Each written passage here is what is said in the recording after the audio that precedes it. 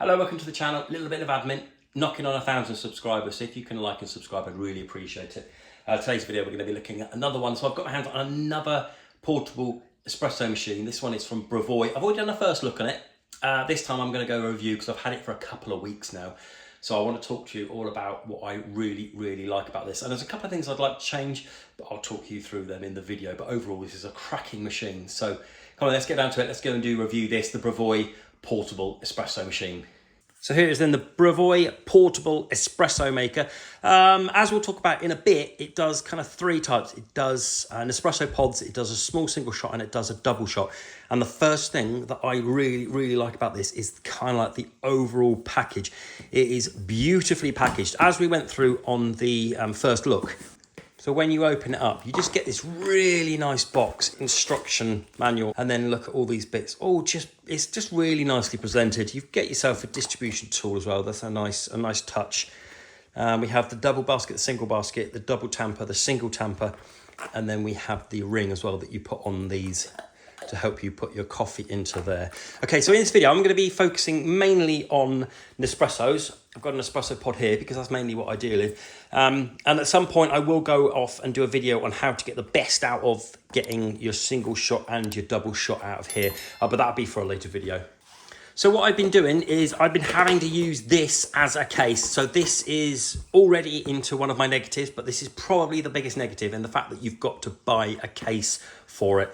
So when I'm traveling around, I kind of normally take this, which we'll talk about the feel and the quality in a second, but it's okay. It feels like quite robust. But if you want to take it around with you in a case or in a bag or something like that, I've been putting it in the Brevoy box like that. Sometimes I didn't really have the sleeve. I just had it like that. If you wanted to buy a case, that's another £30. And that's something that I didn't really want to have to fork out on. It's a shame that it doesn't come with a case.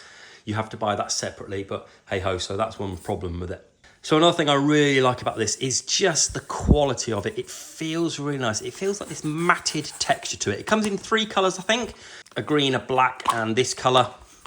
It's just a lovely feeling machine as well. And although you can wash this, so you can just run it under streaming water as well to give it a wash, because it has the USB charging at the back here. There, the USB Type-C. And we'll talk about battery in a bit, but if you press that down on there like so it's all nicely flush in there, you can run water over that, no problems at all. On the front there, we have this button, and you press that and it tells you how much battery you've got left. So I've got 4, so I'm pretty much full. And that would tell you 0 to 25, 25 to 50, 50 to 75, and then pretty much full. And this button as well is the function button, so you hold that down to brew your coffee.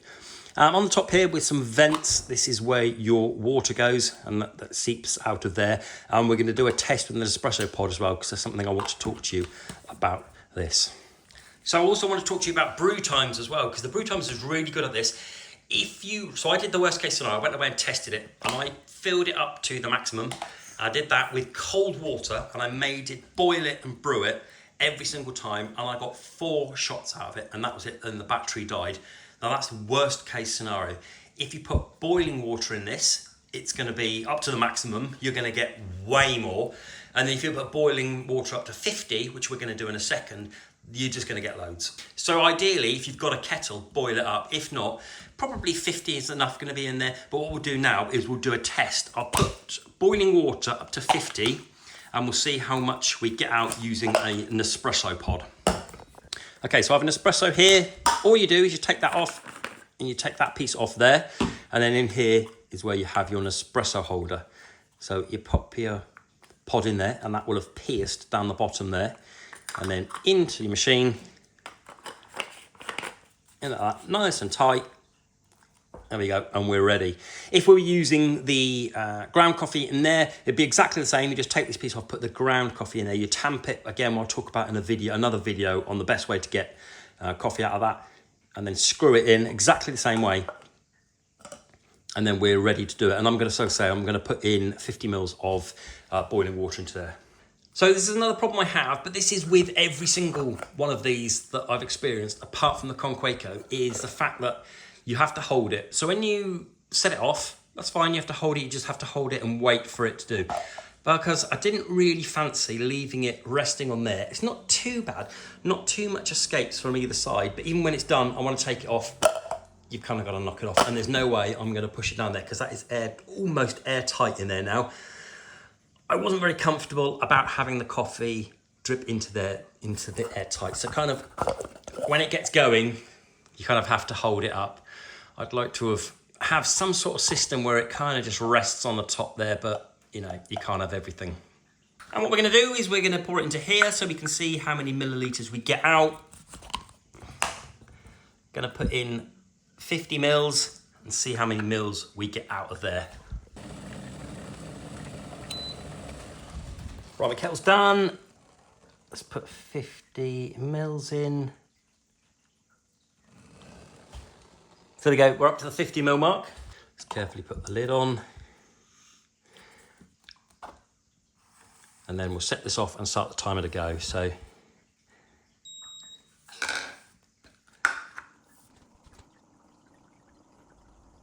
done. Was it 17 seconds? No time at all.